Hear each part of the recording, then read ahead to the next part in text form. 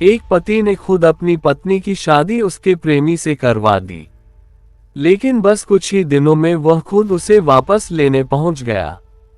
अब सवाल ये उठता है, ये प्रेम है, त्याग है? उत्तर प्रदेश के संत कबीर नगर में एक अनोखा लेकिन हैरान कर देने वाला वाकया सामने आया है। ये वाकया शुरू होता है बबलू से, जिसने अपनी पत्नी राधिका को उसके प्रेमी विकास के साथ देख लिया। आमतौर पर ऐसे मामलों में झगड़े, मारपीट या फिर कोर्ट कचहरी का सहारा लिया जाता है, लेकिन बबलू ने कुछ अलग किया। उसने खुद अपनी पत्नी की शादी उसके प्रेमी से करवाने का फैसला किया। 25 मार्च को कानूनी दस्तावेज तैयार करवाए गए, कोर्ट में नोटरी हुई और फिर एक मंदिर में राधिका और विकास की शादी संपन्न कराई गई। इस दौरान बबलू के बच्चे भी मौजूद थे। लोग हैरान थे, लेकिन बबलू का कहना था कि वह शांति चाहता था। लेकिन बबलू ने ऐसा फैसला क्यों लिया? जब उससे पूछा गया तो उसने जो कहा वो और भी चौंकाने वाला था। बबलू ने कहा, आजकल खबरें आ रही हैं कि पत्नियां अपने पतियों की हत्या कर रही हैं। मेरठ में जो हुआ उसे देखकर मैं डर गया।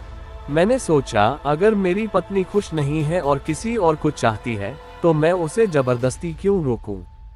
मैंने खुद उसकी शादी उसके प्रेमी से करा दी। लेकिन इस वाकये में असली ट्विस्ट तब आया जब शादी के कुछ ही दिन बाद बबलू खुद विकास के घर पहुंच गया और रो रो कर अपनी पत्नी को वापस आने के लिए मनाने लगा। जिस राधिका को उसने खुद विदा किया था, वही अब उसकी जिंदगी का खालीपन बन गई।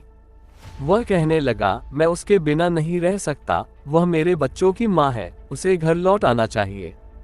लेकिन विकास का परिवार इस शादी से पहले से ही खुश नहीं था। उसकी माँ गायत्री देवी ने कहा, हम इस शादी के खिलाफ थे, लेकिन जब बबलू ने अपने बच्चों को भी शादी में शामिल कर लिया तो हमारे पास कोई रास्ता नहीं बचा।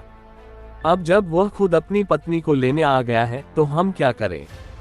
अब सवाल ये उठता है, क्या बबलू ने सही किया था?